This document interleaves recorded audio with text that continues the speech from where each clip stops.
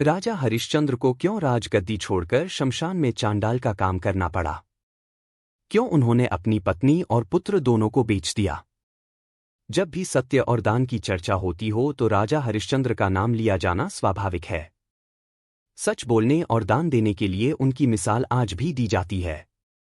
इसलिए भी उन्हें सत्यवादी और दानवीर राजा हरिश्चंद्र कहा जाता है। वो ऐसे दानी थे जो अगर सपने में भी किसी को दान देते हुए देख ले तो उसे पूरा जरूर करते थे। उन्होंने सत्य के मार्ग पर चलने के लिए अपने राजपाट से लेकर पत्नी तारामती और पुत्र रोहिताश्व का भी त्याग कर दिया।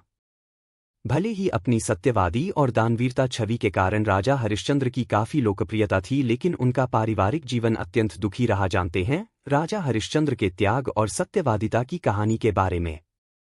राजा हरिश्चंद्र के बारे में कहा जाता है कि एक बार उन्होंने सपने में महर्षि विश्वामित्र को अपना सारा राज्य दान में देते हुए देखा, लेकिन अगले दिन जब वे सुबह जागे तो सपने को भूल गए थे। महर्षि विश्वामित्र महल में आए और राजा हरिश्चंद्र तो उनका सपना याद दिलाया। इसके बाद राजा ने खुशी खुशी अपना राज्य उन्हें दान में दे दिया, लेकिन दान के बाद दक्षिणा की बारी आई तो वे बोले, पहले ही सब कुछ मैंने दान कर दिया, अब दक्षिणा के लिए धन कहाँ से लाऊं?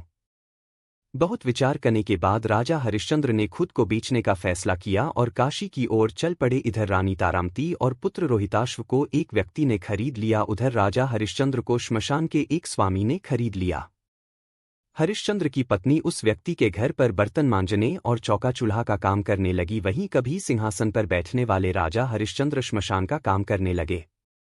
एक दिन राजा के पुत्र रोहिताश्व को सांप ने डंस लिया, जिससे उसकी मौत हो गई, लेकिन तारामती के पास कफन तक के पैसे नहीं थे। तारामती किसी तरह दुखी मन से पुत्र के शव को गोद में उठाकर शमशान पहुंची, लेकिन श्मशान पहुंचते ही हरिश्चंद्र तारामती से श्मशान का कर मांगने लगे, क्योंकि श्मशान का कर लेना नियम था और वो अपने मालिक की आज्ञा का पालन कर रहे थे। राजा हरिश्चंद्र पत्नी से बोले कि श्मशान का कर तो देना ही पड़ेगा। फिर हरिश्चंद्र ने पत्नी से कहा कि यदि तुम्हारे पास कर देने के लिए धन नहीं है तो अपनी साड़ी का कुछ भाग फाड़कर दे दो, उसे ही कर के रूप में रख लूंगा।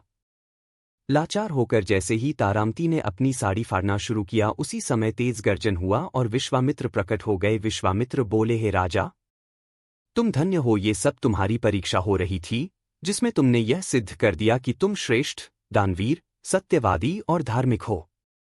इसके बाद पुत्र रोहिताश्व भी जीवित हो उठा और राजा को उसका पूजा राज्य भी लौटा दिया गया। इतना ही नहीं, महर्षि विश्वामित्र ने कहा कि संसार में जब भी धर्म, दान और सत्य की बात की जाएगी, राजा हरिश्चंद्र का नाम आदर सम्मान के साथ सबसे पहले लिया जाएगा।